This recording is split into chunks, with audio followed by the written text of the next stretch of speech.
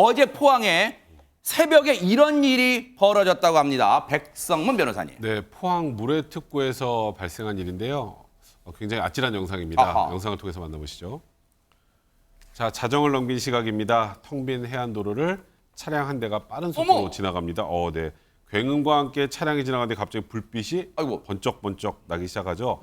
바로 이 차가 인도에 설치된 변압기를 들이받은 겁니다. 어허. 사고로 인해서 차량 범퍼가 부서졌을 뿐만 아니라 변압기도 지금 보시는 것처럼 이렇게 파손되고 말았습니다. 아, 저게 변하기 우리가 여러분도 이 길 가시다 보면 육중화 개성이 네모난 이거 철제로 된 그게 아마 변압기인가 봐요. 허준 변호사님. 맞습니다. 그런데 변압기가 제일 중요한 역할은 일대에 전기를 공급하는 역할을 그렇죠. 하는 거잖아요. 그래서 이게 파손이 되면 진짜 정전이 되면서 큰 피해가 발생을 하거든요. 아하. 이번 사건에서도 마찬가지로 큰 피해가 발생했습니다. 그랬어요? 어제 밤 12시 15분쯤 포항시 북구의 한 해안도로에서 20대 남성이 몰던 승용차가 저렇게 도로 경계석을 넘어서 인도에 있는 지상 변압기 들이받아서 승용차 앞 범퍼가 저렇게 부서졌고요. 어허. 변압기가 산산조각이 난 겁니다. 조수석에 같이 타고 있던 남성은 가슴 통증 호소해서 운전자와 동승자 같이 병원으로 옮겨졌다고 하는데요.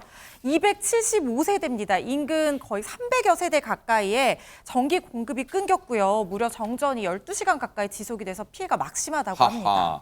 근데 지금 언뜻 드는 생각이 하재근 평론가님. 12시간 정전됐으면 세상에 주민들 난방은 어떻게 했습니까? 난방은. 그러니까 겨울에 12시간 정전이면 이 추운 겨울에 난방 문제가 추워서 굉장히 일단 고생을 했을 수 있고 네. 그리고 또 여기저기서 동파 사건이 벌어질 가능성도 있는 거고 그렇죠. 당장 동파는 안 된다 하더라도 이런 일들이 조금이라도 얼고 이렇게 얼었다 녹았다 이런 게 반복되면 관이 노후화돼서 아하. 나중에라도 후유증이 미칠 수가 맞아요. 있거든요. 더군다나 저 지역이 물회특구라고 하는데 네. 물회특구라고 하는 것은 뭔가 회 관련된 영업집이 많다는 그러겠네요. 뜻으로 보이는데 그러면 영업용 냉장고, 수조 이런 것들이 있지 않겠습니까? 네. 그게 전기가 끊기면 아하. 거기서도 어떤 피해가 발생했을 수도 있었을 것 같습니다. 당시 목격자분과 인근 주민들 상인분들 얘기 좀 들어보시고 이어가 보도록 하겠습니다.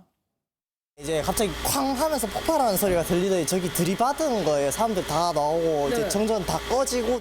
다 고깃집이거든요. 횟집이라서 생선들 다 침대 죽고 저희도 냉장고가 있어가지고 어제 12시부터 해가지고 어머 예상은 했습니다만 정전 때문에 생선들 다 죽었대요. 세상에 전현 평론가님. 예, 이 피해를 입은 지역이 물회특구입니다. 대부분의 횟집들인데 횟집들은 전력이 문제가 생기면 난리가 납니다. 어허. 왜냐하면 수조, 여러 가지 장치가 연결이 되어 그러네요. 있기 때문인데 전기가 끊기니까 이 상인들이 막 비상에 걸린 거예요. 수족관에다가 외부로 이제 산소 공급 장치 연결하기도 하고 다른 식당 수족관으로 물고기도 옮기고 노력을 굉장히 많이 해보셨어요. 네. 그런데 안타깝게도 이렇게 상인들이 노력을 해서 피해를 줄여보려고 했지만 다량의 생선이 폐사하고 말았고요. 아이고. 전기 공급이 12시간 이후에야 됐습니다. 그렇다 보니 수조가 빈 상황이에요. 그래서 점심 영업도 허탕을 쳤다고 아이고 하죠. 어떡합니까 이분들. 근데 앞서 영상 보니까요. 네. 그 차량의 파손 정도가 굉장히 심했다. 그러면 엄청난 속도로 부딪혔다고 볼 텐데 왜 사고가 난 거예요? 일단 도로에서 난 사고도 아니고 인도에 있는 변압기를 들이받은 사고입니다. 속도도 아까 굉장히 빨랐죠.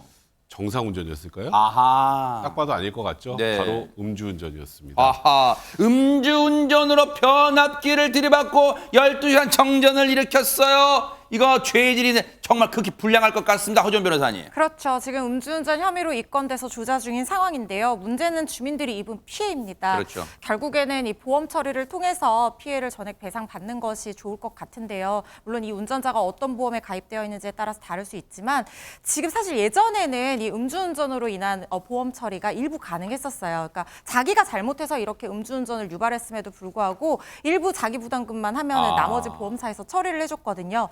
그런데 법이 바뀌어서 이 한도가 높아졌기 때문에 이제 가해자에게 훨씬 큰 책임을 지우게 될 수 있습니다. 네. 그렇지만 주민들은 보험사 통해서 먼저 전액 변상을 받을 수 있기 때문에 네. 이런 절차 진행해야 될 걸로 보입니다. 보고 계십니까? 대박 사건. 네.